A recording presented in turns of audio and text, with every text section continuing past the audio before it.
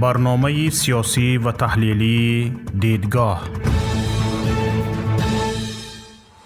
السلام علیکم و رحمت الله. تماشابینان گرامی ما، شوکت محمد با شما هستم و در برنامه امروزه درباره رپرسی یوسف استالین تاجیک گپ میزنیم. حالا در ازبکستان از جانب پرزیدنت این کشور شوکت میرزیویف دستور شد که نام همه 100,000 قربانیان ترور استالینی گرامی داشته شود. در تاجیکستان باشد به طور استراتژی سیاست استالینی پیاده می شود. با این حال تاجیکان به دوست استالین و دشمنی مبارزه های ملی آزادی خواهی تبدیل می شوند. صحبت امروز ما دایر به همین است. رئیس جمهوری ازبکستان شوکت میرزیویف فرمان داد نام همه 100,000 قربانیان ترور استالینی زنده کرده شود. تاریخ یکایک آنها آموخته شده، با نام آنها محله و مکتب‌ها نامگذاری و درباره فعالیتشان کتاب‌ها نشر گردد. در این باره شوکت میرزیویف 31 آگوست در روز یادبودی قربانیان سرکوب که به روح آنها فاتحه خوانده شد خبر داد.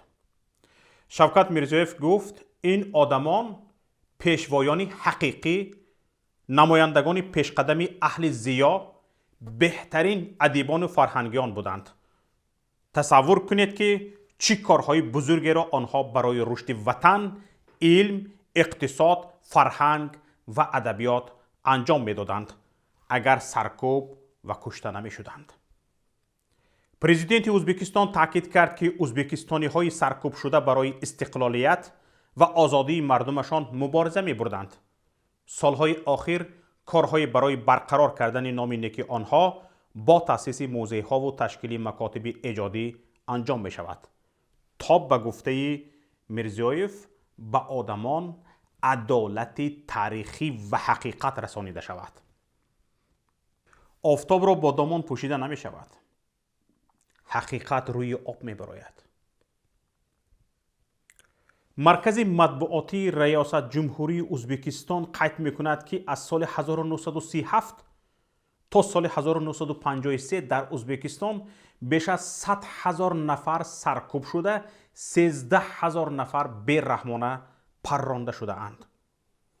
طبق معلومات رسمی بین سالهای 1930-1953 با پرونده های تشکل دولتی اداره سیاسی یعنی Объединенное государственное политическое управление, Народный комиссариат внутренних дел, Комиссариат мардуми корҳои дохилӣ, Министерство внутренних дел, Вазорати корҳои дохилӣ дар СССР 3,800,000 нафар маҳкум ва 800,000 нафар парронда шудаанд. таҳлилгарони зиёде ба ин назаранд ки ин рақамҳо чанд баробар камтар нишон дода шудаанд.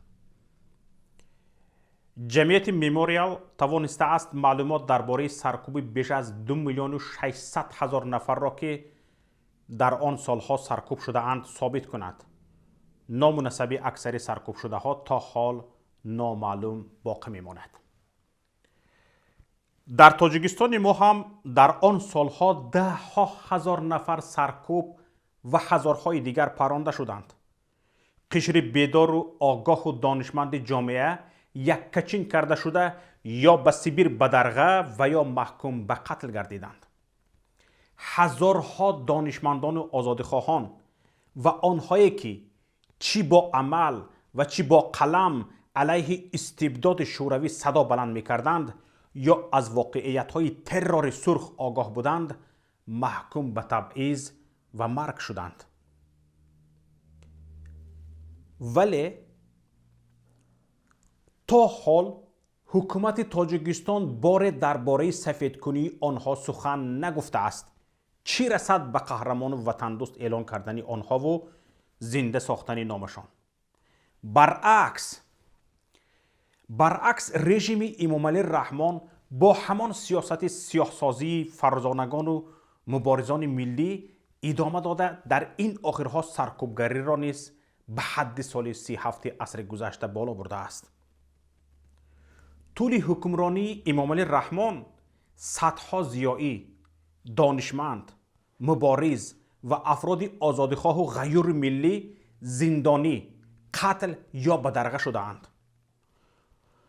آمار سرکوب‌های رژیم امامعلی رحمان وجود ندارد، ولی تنها فکت و دلیل‌های رسانه‌ای شده نشان می‌دهند که شماره سرکوب شدگان و کشته شدگان بین سالهای 1992 2020 از این شمار در سالهای 1937 1953 کمتر نیست. شاید زیاد هم باشد. رژیم امامعلی رحمان عیناً با همان اصول استالینی عمل می‌کند و برای یک نفر تمام خانواده را زیر ظلم و شکنجه قرار می‌دهد. صدها خانواده بنابر فعالیت سیاسی یا دینی یکی از اعضای آن سرکوب، قسماً زندانی و یا کشته شده‌اند. هزارها نفر بنابر فعالیت سیاسی و دینی نزدیکانشان حق بیرون روی از کشور را ندارند. حبس خانگی شده‌اند. گذشته از این، رژیم امامعلی رحمان پنهان نمی کند که از همان عقیده سرخ مارکسیستی لنینی پیروی می کند. تاجیکستان یگانه کشور در سابق اتحاد شوروی است که در قلمرو حاضر اتحاد دولت‌های مستقل که تا هنوز مبارزان ملی آزادیخواهی اول عصر گذشته را دشمن خلق و بسمجی می‌خواند. تاجیکستان یگانه کشور است که غصب قلمروش در اول عصر گذشته را تا حال آزادسازی نام میبرد و از عملکرد ارتش سرخ حمایت میکند. در سطح بلند دولتی نیز تماشابینان گرامی خوب دقت کنید، در سطح بلند دولتی نیز این عقیده استالینی دستگیری و مبلغ گذاری می شود. یادتان باشد همگی یک ماه پیش معاون رهبر مرکز تحقیقات استراتژی نزد ریاست جمهوری تاجیکستان عبدالله رهنما با نشر یک مقاله دور و دراز بزرگ از سرکوبگری ها حمایت کرد و آن را امر ضروری در بنیاد و مستحکم سازی پایه های دولت نامید. در برخی حالت ها رژیم امامعلی رحمان در سرکوبگری و تعقیب اندیشمندان آزادیخواهان، ضیائیان و فعالان از رژیم استالینی هم پا فراتر نهاده است. این رژیم با راه شانتاژ، شکنجه، اسیرگیری نزدیکان آنها را وادار به فعالیت به نفع خودش می سازد.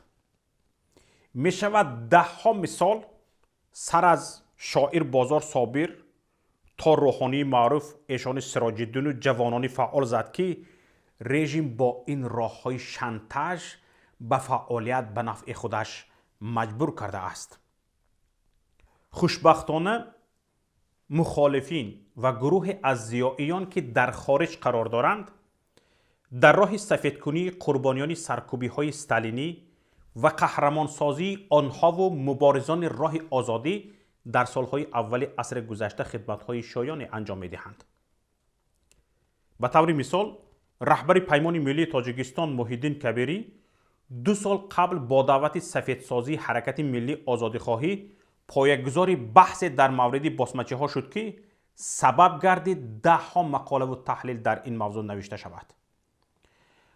از گروه ضیائیان فعال در این راه می شود داریوش رجبیان، برزو عبدالرزاقوف، اسفندیار آدینه، تیمور ورقی، اسفندیار نظر و غیره ها را یاد کرد که بدون خستگی زحمت میکشند.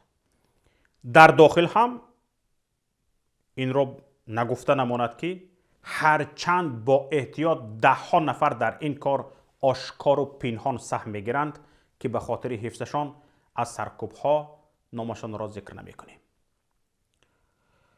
همچنین می شود از جنایت های استالینی رژیم اظهارات خود ضیائیان و فعالان یا خانواده های آنها در رسانه ها علیه خود و نزدیکانشان را مثال زد که رژیم وسیع و همه روزه استفاده میبرد. چنان بیرحمانه، چنان نامردانه مادر را میبرد، مجبور میکند ضد فرزندش گپ زند. پدر را میبرد، مجبور میکند ضد پسرش گپ زند. یک زن خانه را میبرد، ضد شوهرش گپ میزناند. فرزند را میبرد ضد پدرش، برادر را ضد برادرش شانتاژ. محض به خاطر چی؟ به خاطر یک نفر.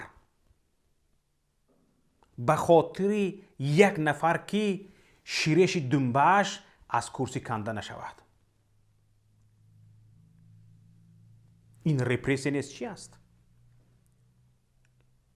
همین سیاست سرکوبگرایانه رژیم باعث شده است که ده ها هزار زیایی ترک کشور کردند و حالا به نفع روسیه و روسها و کشور و ملت های دیگر کار میکنند.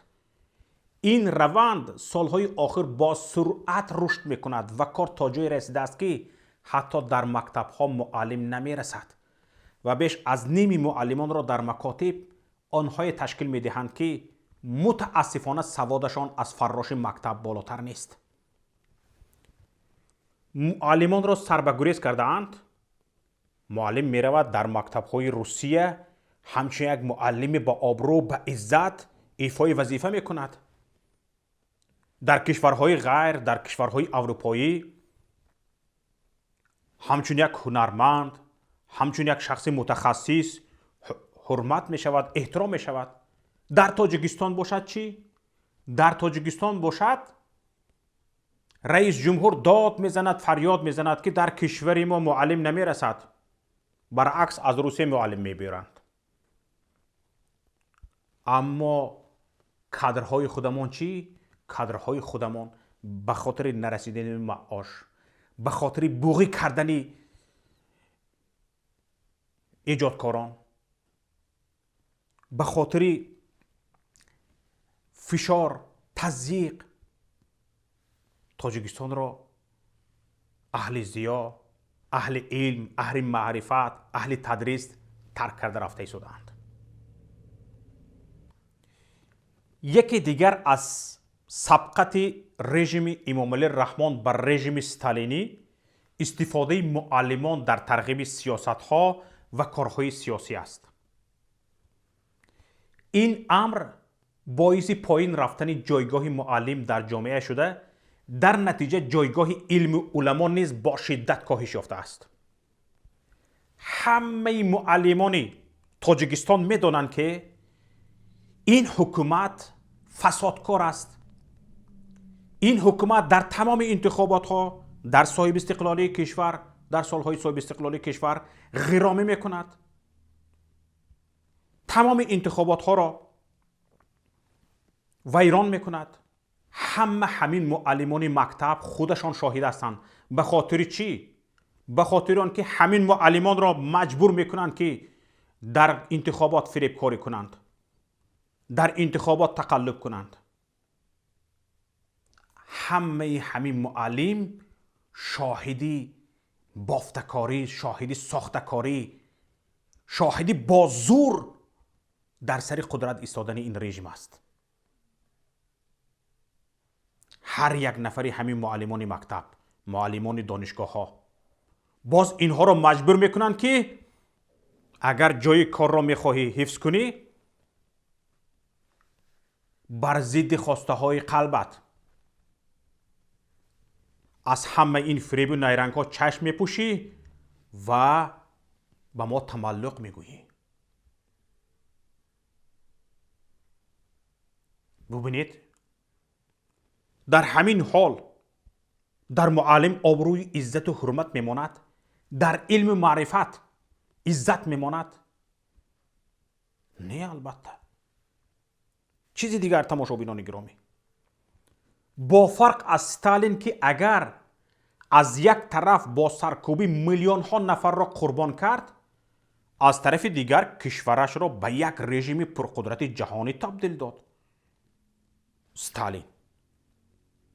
رژیم رحمان با سرکوبگری ها پایه های دولت خودش را چی در داخل و چی در خارج ضعیف کرده است. ضعیف. تاجیکستان کمترین تاثیر در ژئوپلیتیک منطقوی ندارد، چی رسد به جهانی. تماشابینان گرامی، اینجا یک چیز بی‌نهایت نگران کننده و تهدید به امنیت ملی است. ببینید، در حالی که همسایه ها در کار سفیدکنی مبارزین ملی و دینی آزادیخواهی با سرعت پیش می روند و تاجیکستان این گونه صداها را با شدت در داخل پخش می کند، این امر در آینده می تواند دعواهای دیگر از جانب همسایه های ترک زبان به وجود آورد. با در نظر داشت سیاستی پرستالینی و انتیباسمچگی رژیم وقتی تاجیکستان، همسایه های ترک زبان می توانند در آینده این دعوا را پیش آورند که تاجیکان طرفدار اصلی ترور مردم از جانب سرخا بودند و همین امر باعث شد که مبارزه های ملی دینی آزادیخواهی در آسیای میانه شکست خورد. تماشابینان گرامی، اینجا پایان برنامه امروزی ماست. تا دیدار دیگر در برنامه دیدگاه، یکایک شما را به الله پاک می سپارم. لطفاً پخش تگمه لایک و زنگوله را فراموش نکنید. خیر، با امید دیدار در روز دیگر. السلام علیکم و رحمت الله. برنامه سیاسی و تحلیلی دیدگاه.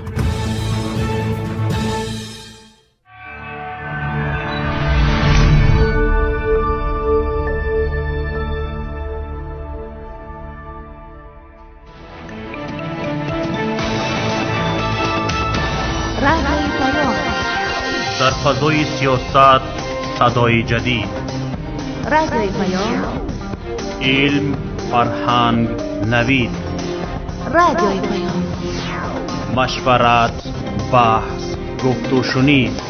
در تمام دنیا روی رسانه اینترنتی رادیو پیام .net